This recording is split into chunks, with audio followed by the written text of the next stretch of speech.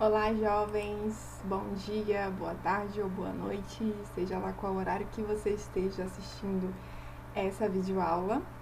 Estamos mais uma vez aqui juntos nessa caminhada de aulas virtuais e hoje nós vamos dar continuidade ao nosso capítulo de estruturas da Terra, nosso gigantesco capítulo. Já falamos sobre várias coisas, sobre as características da Terra, sobre extração de petróleo, sobre terremoto, vulcanismo, falamos sobre muita coisa. Esse capítulo é bem extenso e acredito que hoje nós vamos terminar esse capítulo com um assunto muito importante que é sobre o solo. O que é? Nós vamos falar sobre o que é solo, qual a sua importância, nós vamos falar sobre as suas características. Então, hoje, acredito eu que nós vamos terminar aí esse capítulo, certo?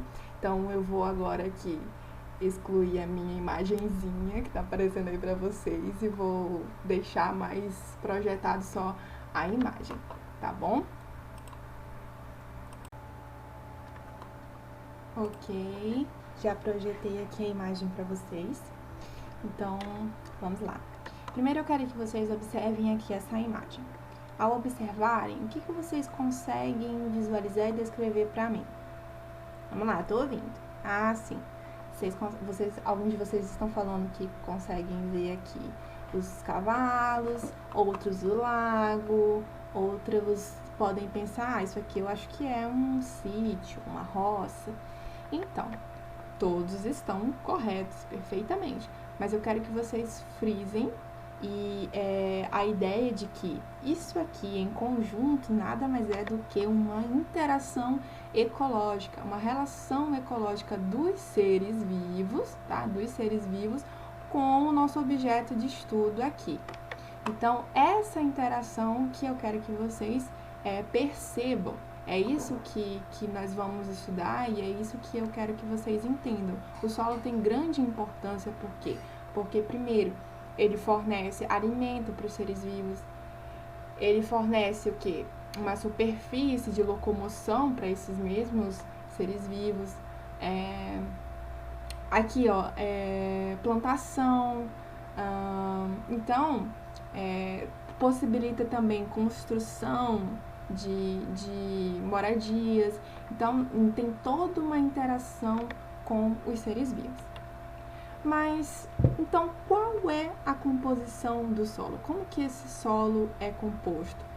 Basicamente, ele é composto por rochas fragmentadas, por matéria orgânica, que nada mais é do que organismos vivos e vegetais e animais, minerais como silício, alumínio, ferro e água, certo? Então, eu trouxe aqui uma imagem para vocês visualizarem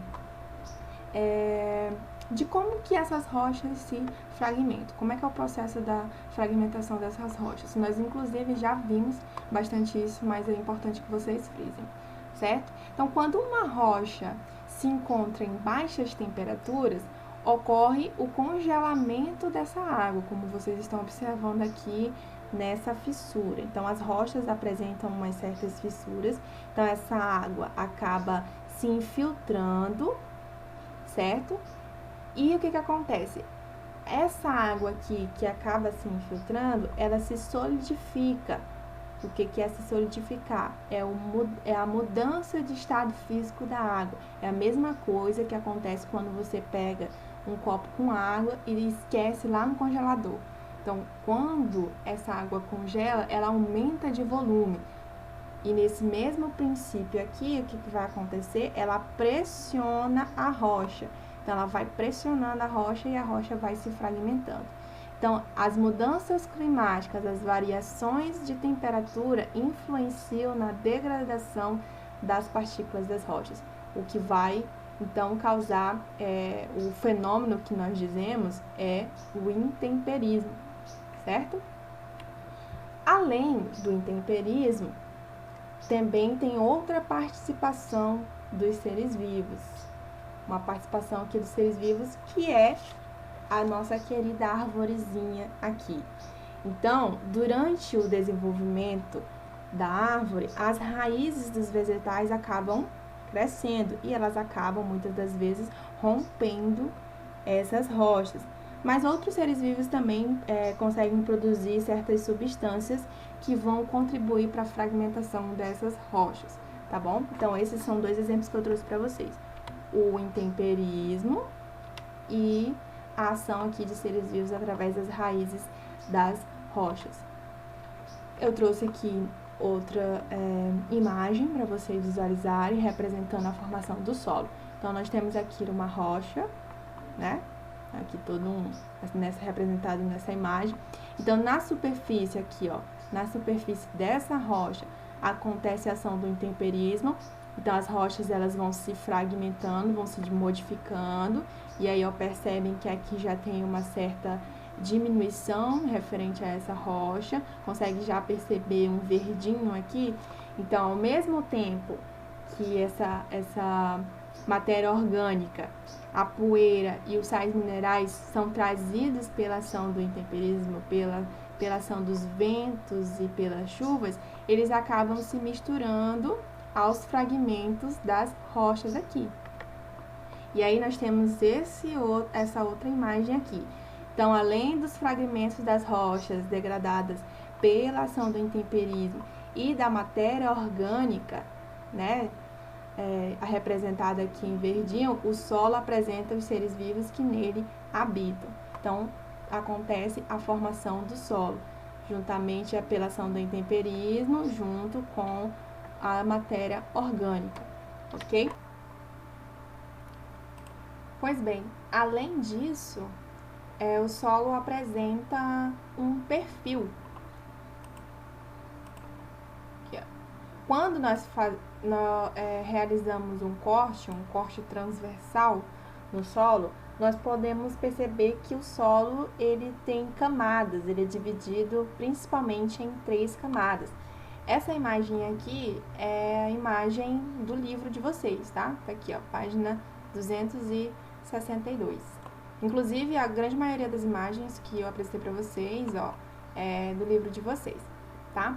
Então, a primeira camada que nós temos é a camada, digamos, mais nutritiva, é a parte mais da superfície do solo. É a camada que possui a maior quantidade de matéria orgânica, que possui, ela é mais arejada, ou seja, a passagem de ar é bem melhor, e ela tem maior quantidade de seres vivos do que as demais camadas, como vocês vão perceber logo mais.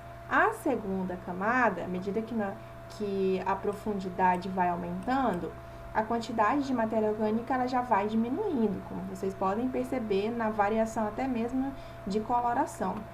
Então, a matéria orgânica ela vai diminuindo, o solo vai se tornando menos arejado, vai ter menos quantidade de oxigênio, passagem de oxigênio, né? E vai dificultando também a passagem de água para as camadas mais inferiores, até nós chegarmos na camada mais inferior, que é a camada, a rocha matriz que nós denominamos. Então, logo acima dessa rocha matriz aqui, ó, logo acima aqui, essa camada, ela se destaca pelo quê? Destaca-se uma camada formada principalmente por fragmentos dessa rocha que estão em processo de intemperismo, ou seja, ainda não houve o processo de intemperismo de forma completa, como já teve na formação do solo inicial. Então, nessa última camada, é a camada que ainda está em processo de intemperismo. Com relação às características do solo, primeiro nós já falamos sobre a importância do solo, qual a sua relação ecológica com os demais seres vivos.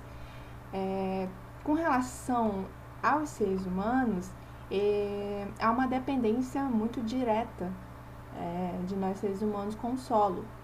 Alguns profissionais acabam realizando diversos estudos e diversas pesquisas sobre o solo, sua composição, características, Alguns deles, o livro aqui nos cita, né, como os pedólogos, que são especialistas no solo, geólogos, geógrafos que trabalham com o solo, agrônomos que trabalham na produção de alimentos, tem todo um estudo da composição do solo, engenheiros na construção, arqueólogos. Então todos esses profissionais dependem diretamente aí do solo e acabam estudando e fazendo diversas pesquisas.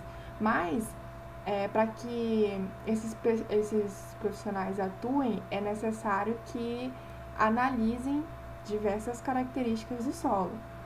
Como? Nós vamos estudar a cor, a textura, a porosidade e a permeabilidade do solo. A primeira que nós vamos ver aqui é a cor. Então, suponha que eu passe um trabalho para vocês e eu peço para que vocês façam a análise de 3 tipos de solo.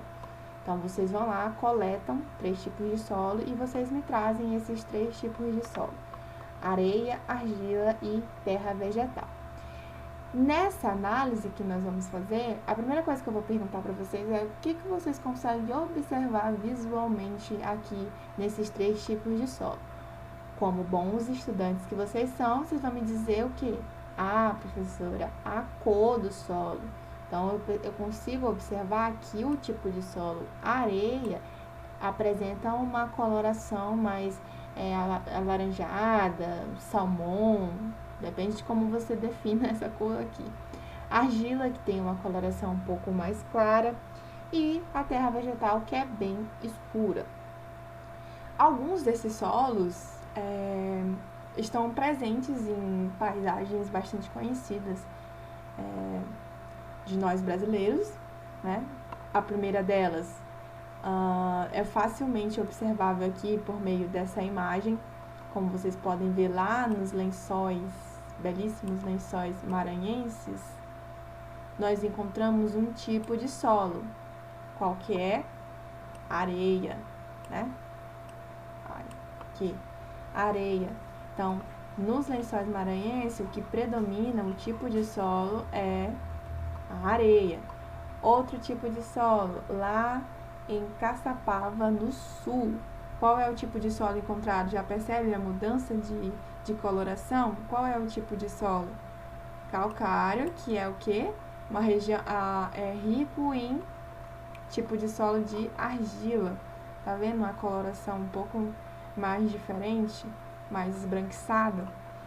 E nós temos aqui o outro tipo de solo, né, que é a serra do mar.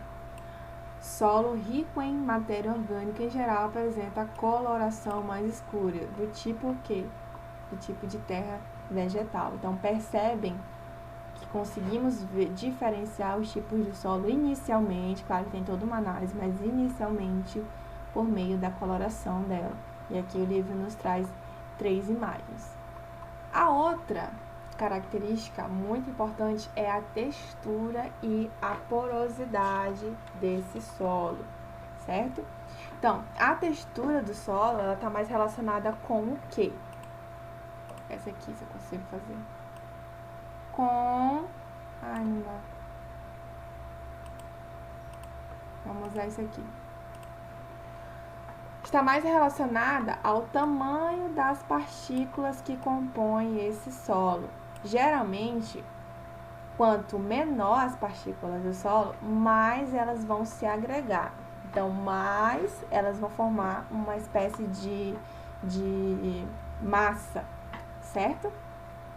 Então, vimos diferentes tipos de solo que apresentam partículas de tamanhos variados. Observando as amostras aqui, ó, que nós temos 2 tipos. Essa aqui é argila e essa aqui é areia. 2 tipos de solo. A primeira aqui, essa primeira de argila, as partículas, elas são bem mais finas e bem mais compactas. Diferente dessa aqui, tá vendo a textura dela? Que ela apresenta partículas maiores, mais grossas, então a textura dela tende a ser um pouco mais grossa e um pouco mais solta do que a argila. Então, podemos perceber que existem alguns espaços entre essas partículas, que a gente denomina de poro, daí o nome porosidade. E aqui nós temos uma imagem. Ó, olha aqui os poros. Vendo a imagem? Então, as partículas menores, elas tendem a se agregar, certo? Com mais facilidade, por isso os espaços entre elas são menores. E aí, essa característica de dos esporos serem menores, a água tende a passar mais lentamente, ficando mais armazenada do que, por exemplo, essa imagem aqui, esses tipos de poros. Poros mais afastados, como vocês podem observar, facilita mais a passagem de água. E daí, o que acontece? Eles retêm maior quantidade de água e por isso são menos compactados.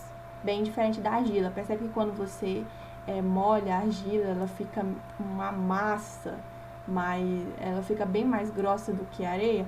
Por quê? Porque os poros aqui são menores.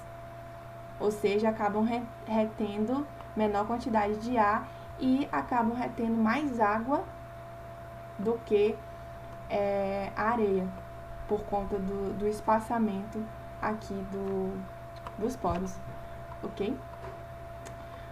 Nós temos aqui uma outra interação ecológica muito interessante, que é as minhocas e o solo. Percebem aqui, ó, que o solo tem grande importância ecológica, e tem mais um exemplo aqui das minhocas, inclusive é importante matéria orgânica, então o solo fica cada vez mais rico. E por último, por fim, nós temos a permeabilidade. O que é a permeabilidade? Nada mais é do que a capacidade de o solo deixar passar a água e o ar entre seus poros. Tem solos que têm mais permeabilidade e outros solos que não têm tanta permeabilidade. Assim, a permeabilidade do solo também está relacionada à porosidade. Então, as características aqui de permeabilidade e de porosidade, o espaçamento aqui entre esses poros, estão caminhando aí junto, né? Pois quanto maiores o tamanho e a quantidade dos poros, mais permeável terá o solo. Ok? Então, pessoal, essa foi a nossa última aula sobre o solo.